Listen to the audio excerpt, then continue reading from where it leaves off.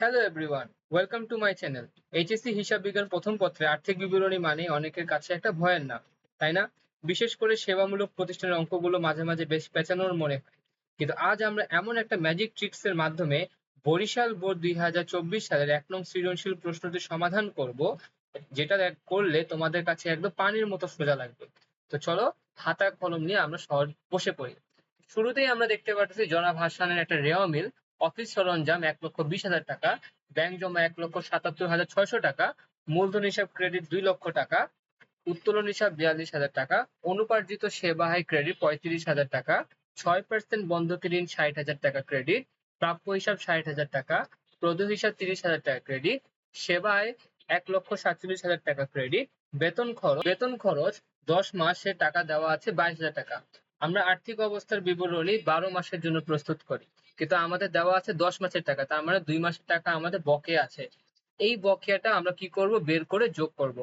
ঠিক অন্যভাবে ভাড়া খরচ দেখো, আমাদের 15 মাসের কত টাকা দেওয়া আছে, 39,000 টাকা।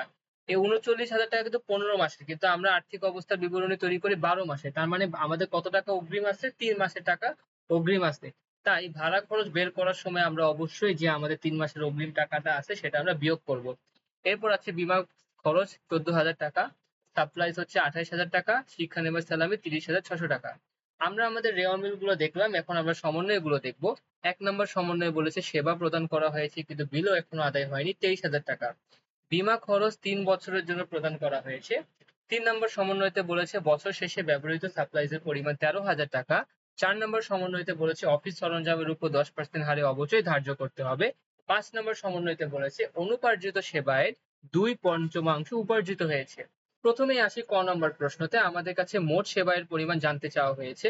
তো শুরুতেই আমরা লিখবো 1 নং প্রশ্নের সমাধান। ক নাম্বার শিরোনাম দিব হচ্ছে মোট সেবায়ের পরিমাণ নির্ণয়। এরপর আমরা আমাদের কাঙ্ক্ষিত সব বিবরণ টাকা টাকা লিখবো। সেবায় বের করার নিয়মটা খুবই সিম্পল। তো রেওয়া মিলে আমাদের প্রধানত সেবায় দেওয়া ছিল 1,47,000 টাকা। রেওয়া মিলে যে সেবায় 1,47,000 টাকা দেওয়া ছিল, এই টাকাটাই আমরা কি করবো, সরাসরি রেওয়া মিলে আমরা হচ্ছে নিয়ে এসে যোগ করে দিব। তার সাথে আমরা আরো দুটো জিনিস যোগ করব। তাহলে সেবায় রেওয়া মিল থেকে এনে সরাসরি বসিয়ে দিলাম। এরপর আমরা যোগ করব অনাদায় সেবায় সমন্বয়। 1 নম্বরে বলে দেওয়া ছিল 23,000 টাকা সেবা দিয়েছি কিন্তু বিল আদায় হয়নি, তার মানে এই টাকাটা আমরা পাবো। তাই 23,000 টাকা কি করতে হবে, আমাদের যোগ করতে হবে। এবার আমরা 2 নম্বরে দেখবো যে অনুপার্জিত সেবায় অর্জিত অংশ। রেওয়া মিলে অনুপার্জিত সেবায় কিন্তু ক্রেডিট পাশে 35,000 টাকা আমাদের দেওয়া ছিল। তাহলে 5 নম্বর সমন্বয়তে বলেছে অনুপার্জিত সেবায় 2/5 আমাদের কি হয়েছে, উপার্জিত হয়েছে। তার মানে আমরা 2/5 এখন কি যে অর্জিত টাকা হয়েছে সেটাকে আমরা কিভাবে বের করবো, 35,000 টাকার সাথে 2 দিয়ে গুণ করবো আর 5 দিয়ে ভাগ করব। তাহলে আমাদের উপার্জিত অংশ বা আয়ের অংশটুকু আসে হচ্ছে 14,000 টাকা। এটাও আমাদের কি হয়েছে, আয়ে পরিণত হয়েছে, তাই এটা আমরা কি করব, যোগ করব। তাহলে এখন যদি আমাদের মোট সেবায় কত টাকা বের হবে সেটা যদি আমরা হিসাব করি, তাহলে আমরা মোট যোগফল আমাদের দাঁড়াবে হচ্ছে 1,84,000 টাকা। ব্যাস, আমাদের ক নম্বর শেষ। ঠিক আছে, আশা করি তোমরা এটা খুব ভালোভাবে বুঝতে পেরেছো। এখন আমরা খ নম্বর প্রশ্নতে চলে যাই। খ নম্বর প্রশ্নতে বলেছে 2023 সালের 1 ডিসেম্বর তারিখের সমাপ্ত বছরের জন্য আয় বিবরণী প্রস্তুত করো। তাহলে আমাদের একটা জিনিস মনে রাখতে হবে যে আমাদের কিন্তু বিশদ আয় বিবরণী প্রস্তুত করতে হবে। আর আমাদের খ নং প্রশ্নে আমাদের নিট আয় বা নিট ক্ষতি বের করে বিশদ আয় বিবরণীর মাধ্যমে সেটা দেখাতে হবে। তাহলে প্রথমে আমরা আমাদের সব আয়গুলো একসাথে কি করবো, যোগ করব। তো শুরুতেই খ নাম্বার লিখবো, প্রতিষ্ঠানের নাম জনাব হাসান, বিশদ আয় বিবরণী 2023 সালের 1 ডিসেম্বর সমাপ্ত বছরের জন্য। কাঙ্ক্ষিত ছক টানবো হচ্ছে বিবরণ টাকা টাকা টাকার ঘর 3টা টানবো। আমাদের শিরোনামটি হবে আয় সমূহ। তারপর আমরা আমাদের আমাদের সব আয় অর্থাৎ মোট সেবায় কি করবো, নিয়ে আসবো, যেটা আমরা ক নাম্বার থেকে পেয়েছিলাম 1,84,000 টাকা। এরপর আমরা কি করব, আমাদের শিক্ষানিবাস স্যালামিটা নিয়ে আসবো। সেটা আমাদের রেওয়া মিলে 30,600 টাকা ছিল, সেটা আমরা কি করব, যোগ করব। তাহলে আমাদের মোট আয় কত টাকা দাঁড়াবে, 2,14,600 টাকা। এবার আসি খরচের দিকে। শিক্ষার্থীরা, এখানে হচ্ছে আমাদের আসল খেলা। রেওয়া মিলের ব্র্যাকেটের ভিতরে লুকিয়ে থাকা সমন্বয়গুলো আমাদের খুব সাবধানে করতে হবে। তো আমরা কি করব, প্রথমে শিরোনাম দিব বাদ ব্যয় সমূহ। বেতন খরচ 10 মাসের টাকা দেওয়া আছে 22,000 টাকা। যেহেতু 1 বছর মানে 12 মাস, তার মানে 2 মাসের বেতন বকেয়া। 22,000 কে আমরা কি করব, 10 দিয়ে ভাগ করব আর 2 দিয়ে গুণ করলে আমরা বকেয়া টাকা 4,400 টাকা পেয়ে যাব। তাহলে রেওয়া মিল থেকে আমাদের বকেয়া বেতন খরচ 22,000 টাকা নিয়ে আসে, তার সাথে আমরা বকেয়া যোগ করলে আমাদের কত টাকা আসে হচ্ছে, মোট বেতন দাঁড়াবে হচ্ছে 26,400 টাকা। এবার ভাড়া 15 মাস 39,000 টাকা। তো আমরা আমাদের ভাড়া 39,000 টাকা দেওয়া আছে, তা 15 মাসটা মানে কি, 12 মাসের পর আরো 3 মাসের টাকা কি দেওয়া হয়েছে? অগ্রিম দেওয়া হয়েছে। তাহলে আমাদের রেওয়া মিলে 12 মাসের 15 মাসে 39,000 টাকা লেখার পর তার সাথে কি করব? অগ্রিম বাদ দিব। তো অগ্রিম কিভাবে বাদ দিব? সেটা হচ্ছে 39 কে আমরা 3 দিয়ে গুণ করব আর 15 দিয়ে ভাগ করব। তাহলে আমাদের 7,800 টাকা আমরা অগ্রিম পেয়ে যাব। তাহলে আমাদের খরচ থেকে আমরা যদি 7,800 টাকা অগ্রিম বাদ দেই তাহলে আমাদের নিট ভাড়া পাবো হচ্ছে 31,200 টাকা। এবার বীমা খরচ। বীমা খরচ রেওয়া মিলে কিন্তু 14,000 টাকা দেওয়াই ছিল, কিন্তু আমাদের 2 নম্বর সমন্বয়তে বলেছে বীমা খরচ 3 বছরের জন্য প্রদান করা হয়েছে। তার মানে 3 বছরের জন্যই দেওয়া হয়েছে 14,000 টাকা। তার মানে 2 বছরের টাকা হচ্ছে অগ্রিম। তাই আমরা কি করব? বীমা খরচ 3 বছর যে 14,000 টাকা দেওয়া ছিল তার সাথে আমরা অগ্রিম কিভাবে বিয়োগ করব? 14,000 কে 2 দিয়ে গুণ করব, 3 দিয়ে ভাগ করব, তাহলে আমাদের 9,333 টাকা আমরা 2 বছরের অগ্রিম পাবো। সেটা আমরা যদি বাদ দিই তাহলে আমাদের 1 বছর অথবা আমাদের এই বছর অর্থাৎ 2023 সালের খরচ দাঁড়াবে হচ্ছে 4,666 টাকা। এবার আসি সাপ্লাইজ খরচ।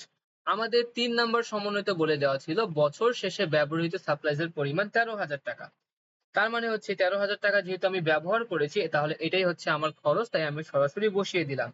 এবার বন্ধকি ঋণের সুদ। আমাদের রেওয়া মিলে বন্ধকি ঋণ দেওয়া ছিল 60,000 টাকা। ঠিক আছে, এই 60,000 টাকার উপর 6% আমাদের ঋণ আছে। 60,000 টাকার সাথে আমরা যদি 6% করি তাহলে আমাদের আসে হচ্ছে 3,600 টাকা। এবার আমরা বের করবো হচ্ছে অবচয়। অবচয় হচ্ছে অফিস সরঞ্জাম। আমাদের প্রথমে দেওয়া ছিল ডেবিট পাশে 1,20,000 টাকা। তার উপর আমাদেরকে বলে দিয়েছিল 4 নম্বর সমন্বয়তে 10% অবচয় ধার্য করতে হবে। তাহলে আমাদের আসে হচ্ছে 12,000 টাকা। এখন আমরা যদি সব খরচগুলো যোগ করি আমাদের মোট ব্যয় দাঁড়াবে হচ্ছে 90,866 টাকা। তাহলে আমাদের মোট আয় ছিল হচ্ছে 2,14,600 টাকা। তার সাথে আমরা যদি আমাদের মোট ব্যয় 90,866 টাকা বাদ দেই তাহলে আমরা পেয়ে যাব আমাদের কাঙ্ক্ষিত নিট আয় 1,23,733 টাকা। আশা করি তোমরা খ নাম্বারটা বুঝতে পেরেছো। এখন আমরা আমাদের গ নাম্বার প্রশ্নটা পড়বো।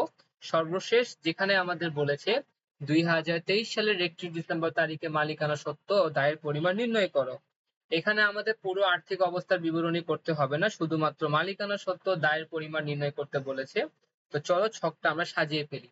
তাহলে আমরা শুরুতে লিখবো প্রতিষ্ঠানের নাম, আর্থিক অবস্থার বিবরণী যেহেতু আমাদের সম্পূর্ণ করতে হবে না সেহেতু আমরা আংশিক লিখেছি।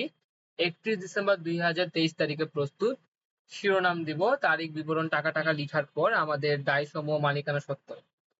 চলতি দায়। চলতি দায়ের মধ্যে আমাদের প্রথমে আসবে হচ্ছে প্রদেয় হিসাব। এটা আমরা সরাসরি রেওয়া মিলের ক্রেডিট পাস থেকে নিয়ে এসে লিখে দিয়েছি 30,000 টাকা। এবার আমরা নিয়ে আসবো অনুপার্জিত সেবায়ের যে বাকি অংশটুকু। তো অনুপার্জিত সেবায় আমাদের ক্রেডিট পাশে 35,000 টাকাই ছিল। এর মধ্যে আমাদের যেহেতু 2/5 যদি অর্জিত হয়েছে তার মানে 3/5 আমাদের অর্জিত হয় নাই। ঠিক আছে, তার মানে 5 ভাগের মধ্যে যদি 2 ভাগ আমাদের উপার্জিত হয়ে যায় তার মানে 3 ভাগ আমাদের উপার্জিত হয়নি, এটা এখনো আমাদের অনুপার্জিত। এটাই হচ্ছে আমাদের জন্য দায়। তা আমরা এটা কি করব? 3 দিয়ে গুণ করে 5 দিয়ে ভাগ করলে আমরা হচ্ছে অনুপার্জিত সেবায় পেয়ে যাব হচ্ছে 21,000 টাকা। বকেয়া বেতন আমরা হচ্ছে নিয়ে এসেছি খ নাম্বার থেকে, কিন্তু আর এছাড়াও আমরা সাইডে বলেও দিয়েছি কিভাবে সেটা বের করতে হয়। 4,400 টাকা। বন্ধকি ঋণের বকেয়া সুদ 3600 টাকা। এগুলো যদি আমরা যোগ করি তাহলে আমাদের মোট চলতি দায় হবে হচ্ছে 59,000 টাকা। এবার আমরা বের করবো দীর্ঘমেয়াদী দায়। এখানে শুধু আমাদের 6% বন্ধকি ঋণটা বসে যাবে, যার পরিমাণ ছিল 60,000 টাকা। সরাসরি রেওয়া মিল থেকে নিয়ে এসে বসিয়ে দিয়েছি। মালিকানা সত্ত্ব। রেওয়া মিল থেকে প্রারম্ভিক মূলধন নিব হচ্ছে আমাদের 2 লক্ষ টাকা, ক্রেডিট পাশে দেওয়া ছিল।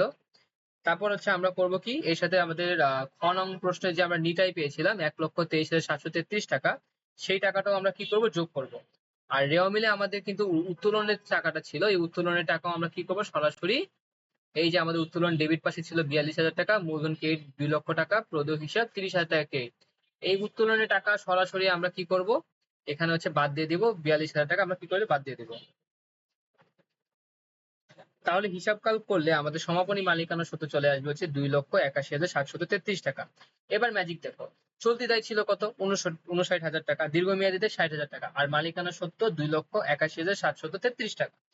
এই তিনটা টাকা যদি আমি যোগ করি তাহলে আমাদের মোট দায় ও মালিকানা সত্ত্ব দাঁড়াবে হচ্ছে 4,0733 টাকা। আমাদের অঙ্ক একদম 100% পারফেক্ট এবং শেষ হয়ে গেছে। তো শিক্ষার্থী বন্ধুরা, তোমাদের অঙ্কটি কেমন লেগেছে? সেবামূলক প্রতিষ্ঠানের অঙ্ক কি তোমাদের খুব কঠিন মনে হলো? সেটা একদমই না। শুধু ব্র্যাকেটের ভিতরে লুকিয়ে থাকা সমন্বয়গুলো ধরতে পারলেই তোমাদের অঙ্ক হয়ে যাবে। আশা করি আজকের ক্লাসটি তোমাদের ভালো লেগেছে। এছাড়া তোমরা অবশ্যই কমেন্ট করে জানাবে আমাদের ক্লাসটি কেমন লেগেছে। তোমাদের বুঝতে কোথাও সমস্যা হলে সেটা অবশ্যই কমেন্টে লিখে দিবে। আমি রিপ্লাই দেওয়ার চেষ্টা করব। ভিডিওটি ভালো লাগলে লাইক দাও এবং তোমার বন্ধুদের সাথে শেয়ার করে তাদের শেখার সুযোগ করে দাও। নিয়মিত এমন সহজ সমাধানের ভিডিও পেতে আমাদের চ্যানেলটিকে সাবস্ক্রাইব করে বেল আইকনটি বাজিয়ে দাও। দেখা হচ্ছে পরের ভিডিওতে নতুন কোনো বোর্ডের সমাধান নিয়ে। সেই পর্যন্ত তোমরা সবাই অনেক ভালো থেকো, সুস্থ থেকো। সায়োনারা।